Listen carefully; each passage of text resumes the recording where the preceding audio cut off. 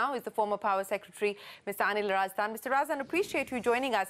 Let me start by asking you about what you make of the government's latest efforts, the Saubhagya scheme, a total outlay of about 16,230 crores, gross budgetary support of about 12,000 odd crores.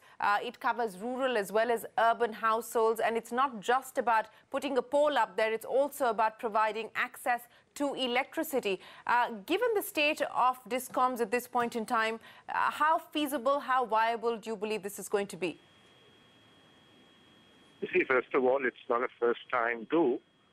There have been efforts in the past, almost a decade back, when the other Gramin Vidyutikaran Yojana was on, and since that time, I think tens of thousands of crores have been spent on this program. Because first and foremost, we were trying to electrify all the villages.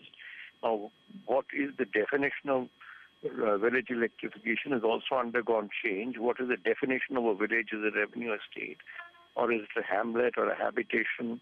That hopefully would have been cleared by the time this comes in. But I think if you target that every home, every homestead will get an opportunity to electrify, that I think is a very laudable and a very timely intervention. Because today we are in a situation where we are assumed to be a little power surplus. We have a large cushion before us. About 60 to 62% is the PLF of some of our thermal plants, which are the mainstay of power supply. You have the solar and wind tariffs coming down substantially. Now, today, the solar power is just about 10 to 15% of what it used to cost more than a decade back. And this is providing you a great opportunity to divide the country spatially and rationally into areas which can be grid connected and those you see which can be connected through a rural electrification standalone system. Because the idea is not to take the electricity wires only there, but to provide 24/7 power, which we are not even able to provide in metros today, some of the metros. So you should not have any inverter. You should not have any standby DG sets going. That will be the real test. And it's easy to take a wire somewhere or a connection to some place, but to make it a sustainable electricity business is going to be a real challenge. And I think there you see you need to learn from the telecom sector. You have to introduce prepaid metering.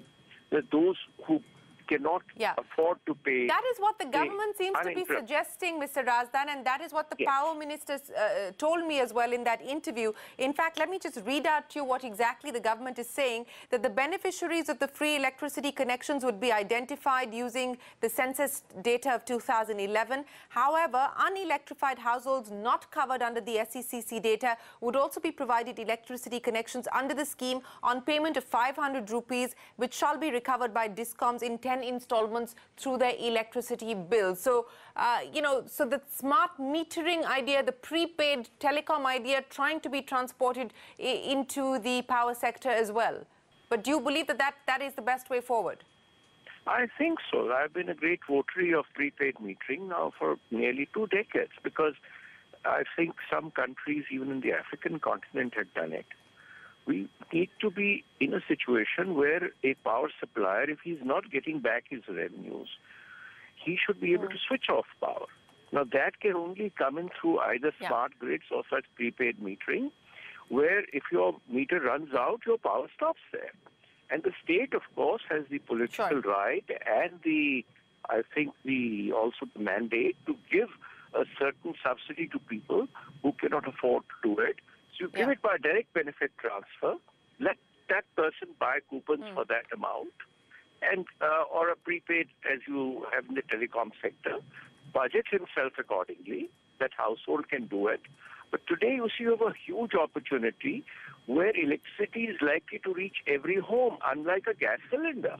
A gas cylinder was a good, clean thing to do in a kitchen, and I think kitchens and homes need to be cleaned up, because we need a right to clean air.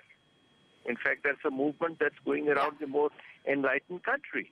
And I think a clean home needs electricity or a gas connection, but we are not so well endowed with hydrocarbons like gas, etc.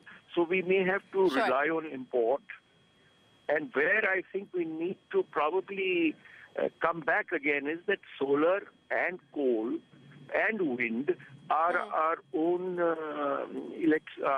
power sources or energy sources, where the inflation cost is not there and dependence on import is not there. So we need to clean up the coal power systems also by using the coal cess, which we are collecting in about 40,000 crores a year. So we need to clean up the coal cess is going to the GST, Mr. Razdan. So the coal cess has been taken away by the GST. It's being used to compensate states on account of the GST. But that's what's happened to the coal cess. But thanks very much for joining us this evening to take us through what you make of the new Saubhagya scheme that's been announced by the government and what challenges it will need to overcome to, in fact, be a reality.